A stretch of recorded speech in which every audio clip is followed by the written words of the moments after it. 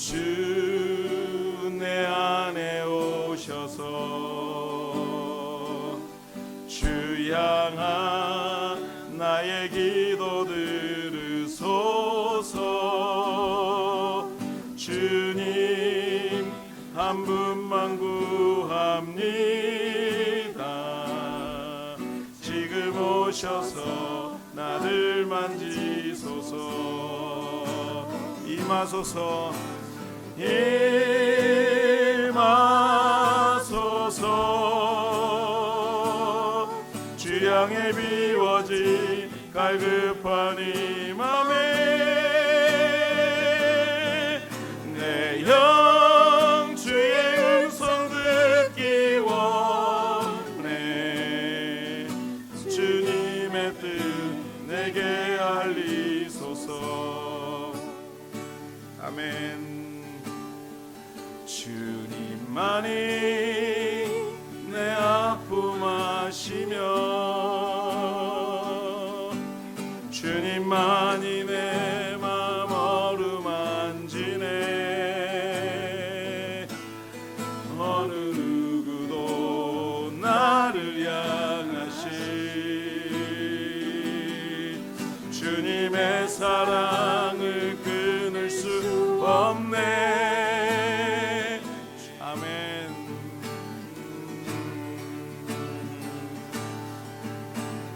내 평생 사는 동안 주 찬양하리. 아멘. 내 영혼아 주님을 찬양하라. 내 영혼아 주님을 찬양하라. 내 영혼아. 아멘. 예수로 나의 구주 삼고 성령과 피로써 거듭나니 이 세상에서 이것이 나의 간증이요 이것이 나의 찬송일세. 나 사는 동안 끊임없이 구주를 찬송하리로다. 예수 사랑합니다. 사랑합니다. 온 마음 다하여 오직 주님 한 분만 간절히 더 원합니다. 예수 사랑 넘쳐나네. 넘쳐나네. 넘쳐나네. 주를 향한 내 속에 갈망이 주님께로 날 이끌어 주소서. 주님을 더 원합니다. 넘쳐나네. 넘쳐나네. 넘쳐나네. 주를 향한 내 속에 갈망이 주님께로 날 이끌어 주소서. 주님을 더 원합니다. 오랜 세월 찾아 난 알았네. 내겐 주밖에 없네. 제가 출애굽기 다시 돌아와서 여러분하고 말씀 나누기로 합니다. 제 5계명에서 10계명까지 얘기를 오늘 좀 간단히 하면서 여러분하고 사랑합니다 라는 소제목 갖고 말씀 좀 나누기로 합니다. 요한 1서 4장 16절 말씀을 보면 이런 말씀이 있습니다. 하나님이 우리를 사랑하시는 사랑을 우리가 알고 믿었노니 하나님은 사랑이시라. 사랑 안에 거하는 자는 하나님 안에 거하고 하나님도 그의 안에 거하시느니라. 아멘. 하나님은 사랑이시라. 우리가 너무 좋아하는 말씀이고요. 그게 교회의 표로 막 뒤에 써 있는 교회들도 많고요. 그래서 우리가 하나님은 사랑이십니다 라고 얘기도 많이 합니다. 맞습니다, 여러분들. 하나님은 사랑이십니다. 그 사랑으로 우리는 구원받았고요. 천국 백성이 되었고, 우리가 아닌 또 다른 사람에게 하나님의 사랑을 전할 책임 또한도 우리에게 있습니다. 그렇다면 왜 사랑의 하나님께서 먼저 된 우리에게 이렇게 계명을 주시고 그것을 지키며 살라고 했을까 하고, 하나님은 사랑이시라고 어떤 관계가 있을까 생각해 보신 분들도 있겠지만, 오늘 그 얘기를 좀 해보고 싶습니다. 물론 이런 질문을 하면 여러 가지 답을 할 수 있겠지만요, 본문 중심으로 생각하자면 주신 계명을 지키며 사는 것이 사랑의 하나님을 전할 수 있는 방법이기 때문이다 라고 말할 수 있습니다. 오늘 본문에 살펴보면서 주신 계명이 무엇이며 어떻게 하나님의 사랑을, 하나님이 사랑이신 하나님을 전할 수 있는지 오늘 좀 살펴보면서 은혜 받는 시간 됐으면 좋겠습니다. 물론 이 뒤에 계명들을 한 계명해서 한 주씩 설교해도 되는 본문들입니다. 그럼에도 불구하고 오늘 제가 이 나머지 것들을 좀 쭉 살피면서 간단 살피면서 이것이 왜 하나님은 사랑이시라는 것과 어떤 관계가 있는지 좀 나누기로 원합니다. 제 5계명에 보면 이런 계명이 있습니다. 내 부모를 공경하라. 그리하면 내 하나님 여호와가 내게 준 땅에서 내 생명이 길겠다. 그런데 이 말씀에서 특별히 우리 남성 중심의 사회였던 구약 시기에서 아버지를 공경하라 이렇게 쓰지 않고요, 성경에서 부모를 공경하라 썼던 것에 좀 주목해 볼 필요가 있습니다. 사실은 그 사회의 모든 문화를 무시할 수 없는 시대지만 성경에서 굳이 부모, 즉 아버지, 어머니, 아버지를 구별하거나 차별을 두어서 말하고 있지 않다는 것을 여러분들 생각해 볼 필요가 있습니다. 다시 말해서 여러분들, 내 부모를 공경하라, 그것이 우리의 부모님들을 정말로 말씀 안에서 동등하게 섬기고 사랑하라는 뜻이 이 속에 있는 것입니다. 아이들에게 그런 질문하죠. 가장 우미한 우문이라고 하는 게 아빠 좋아, 엄마 좋아. 똑똑한 친구들은 뭐라 그럽니까? 묻지 마세요 그러죠. 둘 다 좋아는요, 약간 어렸을 때 하는 얘기예요. 근데 묻지 마세요 그래요. 진짜 물으면 안 되죠. 부모님은 그냥 하나의 명사입니다. 부모님. 우리가 아버지, 어머님을 말씀 안에서뿐만 아니라 우리의 인생 안에서 사랑할 책임이 우리에게 있는 줄 믿습니다. 성경은 그것을 아예 계명으로 규명하고 있어요. 또 본 계명은요, 단순히 부모이기 때문에 공경만 받으라 라고 쓰여 있는 듯 보이지만 사실은 그 속에 무슨 뜻이냐면요, 부모이기 때문에 그 자녀들을 향해서 책임을 다할 것들 또한도 이 말씀 속에 포함되어 있는 말씀입니다. 여러분이 누군가의 부모이고 또 우리의 부모님들이 계시잖아요. 이 유기적인 관계 속에서 내가 부모에게 해야 될 것과 또 내 자녀에게 해야 될 것들이 동등한 비율 안에서 말씀 안에서 계명으로 지키라고 말씀하고 있는 것입니다.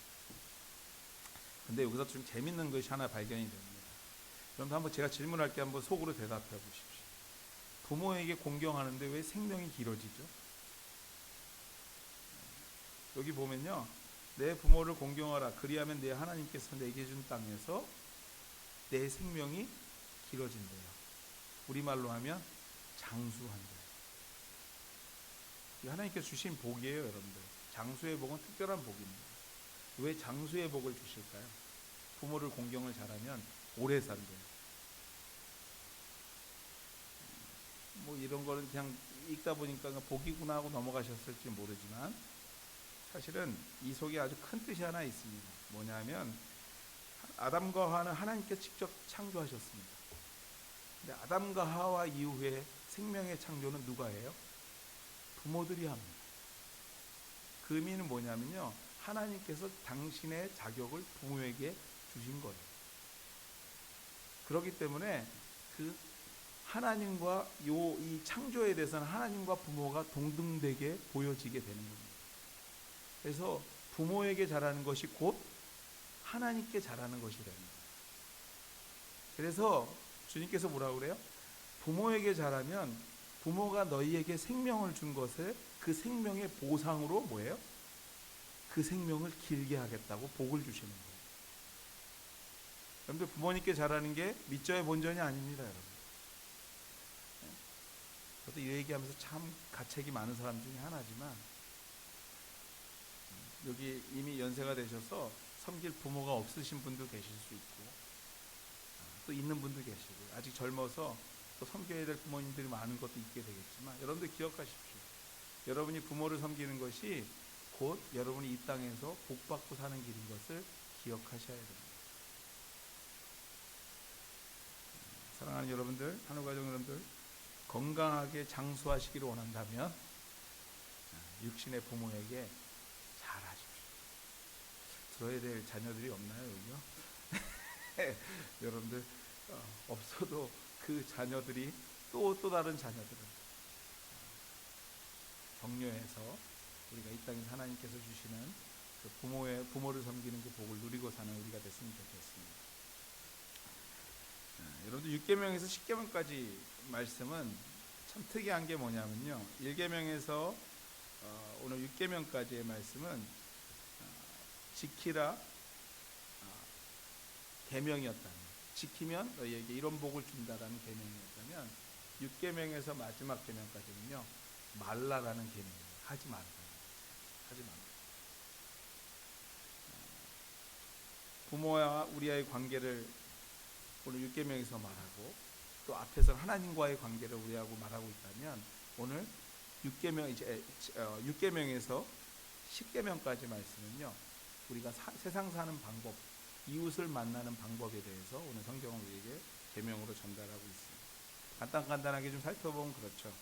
6계명, 살인하지 말랍니다. 특별히 6계명에서 살인은요, 여기서 말하는 살인은 계획적인 살인을 말해요. 무슨 말이냐면, 저 사람 내가 어떻게 해야지 하고 계획 범죄를 말하는 거예요. 세상 법에서도요, 계획 범죄는 중범으로 다스립니다.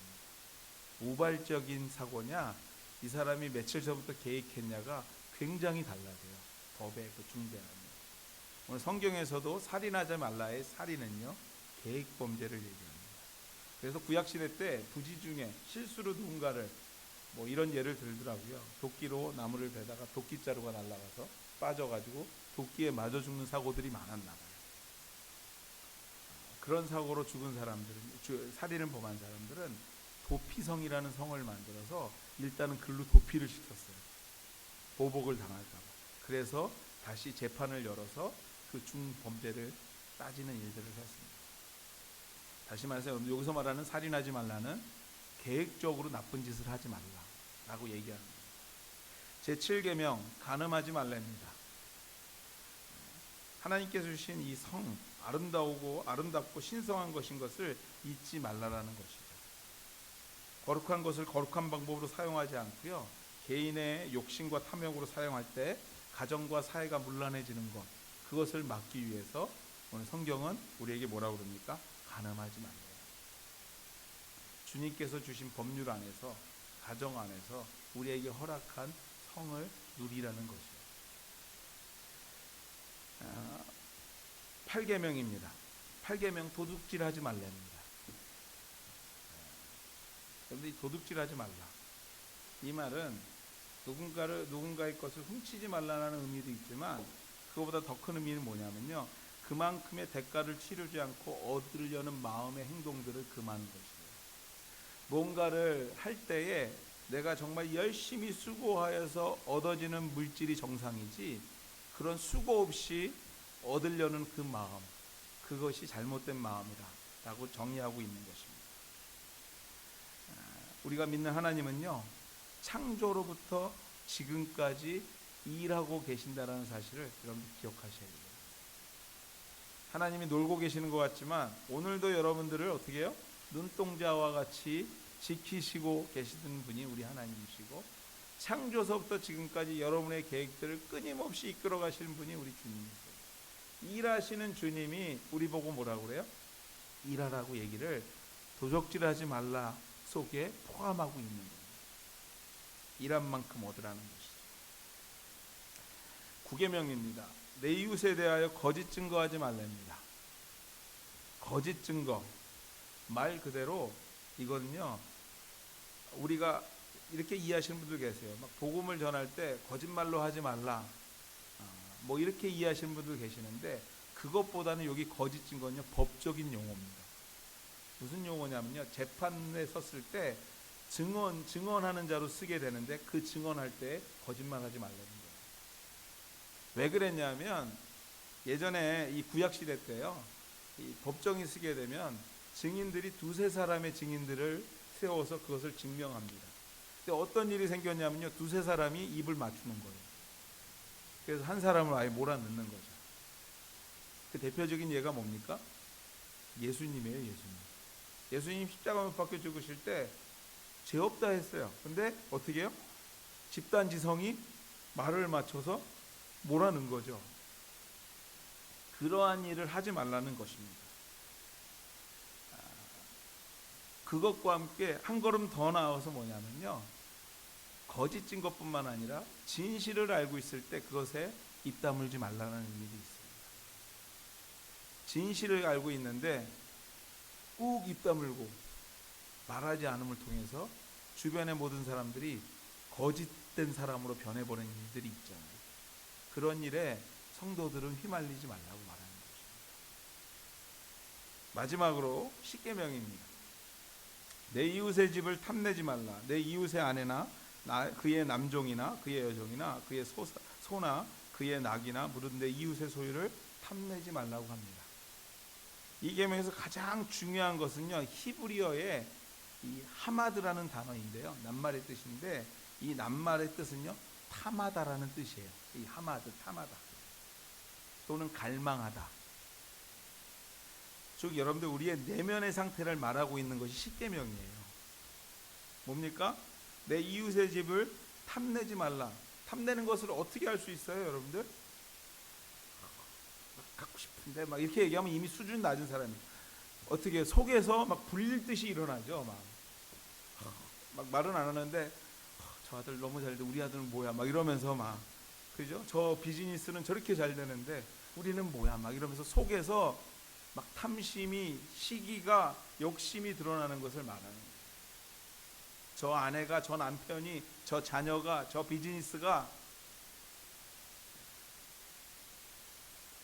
예수께서도 인간의 탐심이 모든 죄악의 시발점이 된다고 지적하고 계세요.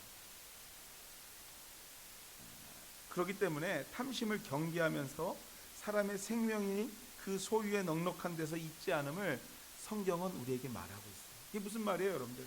아무리 채워져도 우리의 욕심은 끝이 없다라는 거예요. 그래서 성경에서 굳이 10계명에 뭐라고 그래요? 탐내지 말라고 아예 규정을 해요. 탐내지 말라, 이 말을 자꾸 되새기라는 거예요.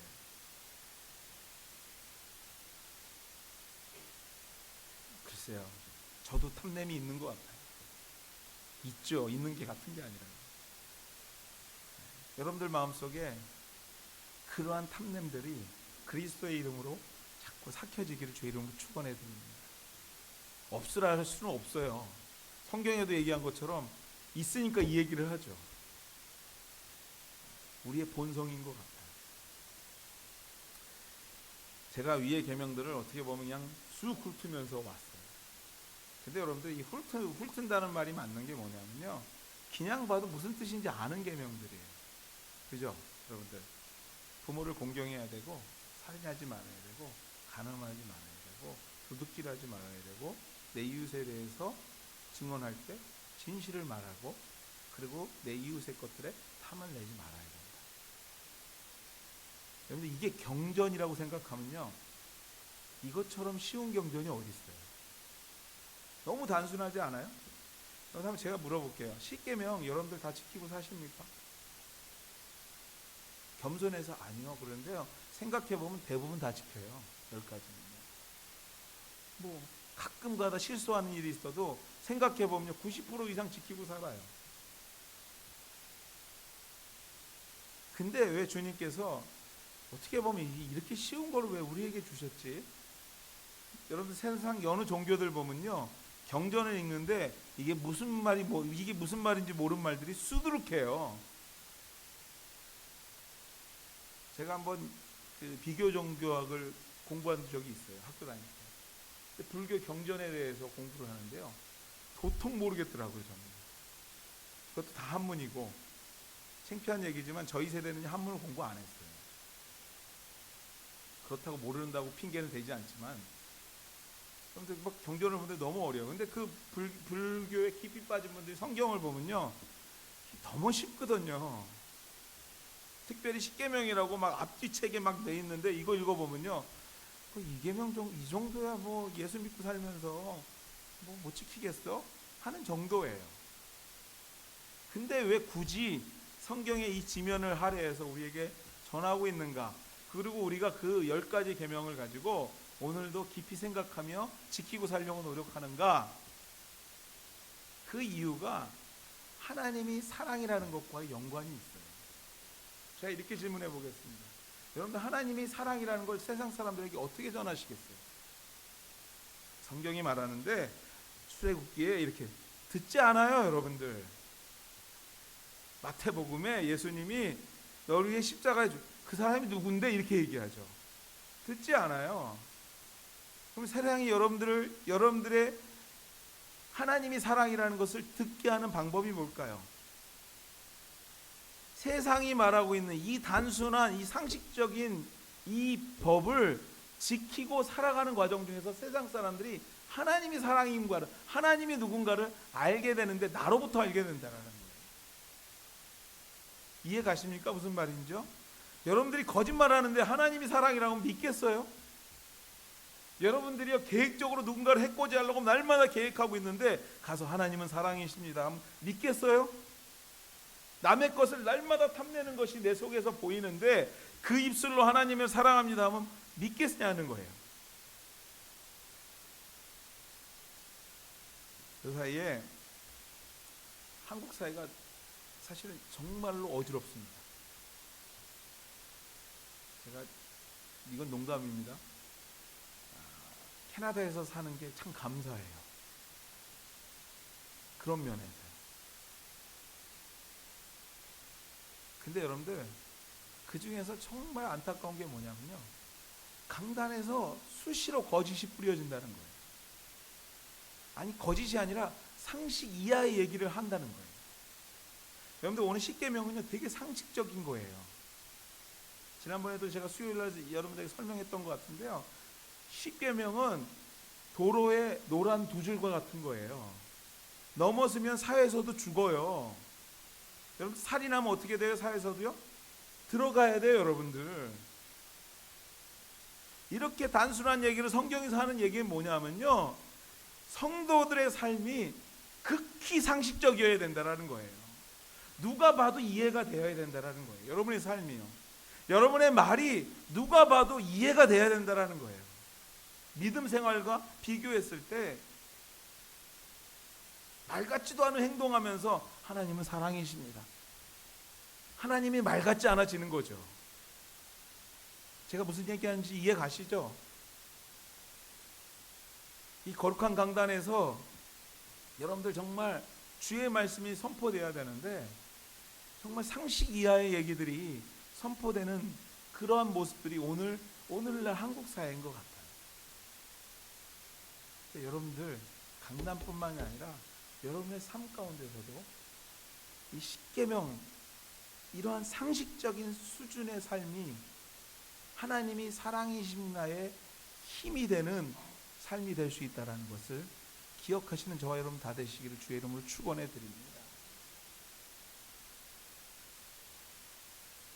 하나님의 사랑은요, 여러분을 통해서 세상에 드러납니다. 여러분을 통해서 세상에 나타납니다. 여러분을 통해서 하나님의 뜻이 드러납니다. 오늘 귀한 아침 저와 여러분들이 정말 하나님이 사랑이신 것을 더욱더 나타내는 우리 모두가 되시기를 주의 이름으로 축원해 드립니다. 같이 한번 기도하시겠습니다.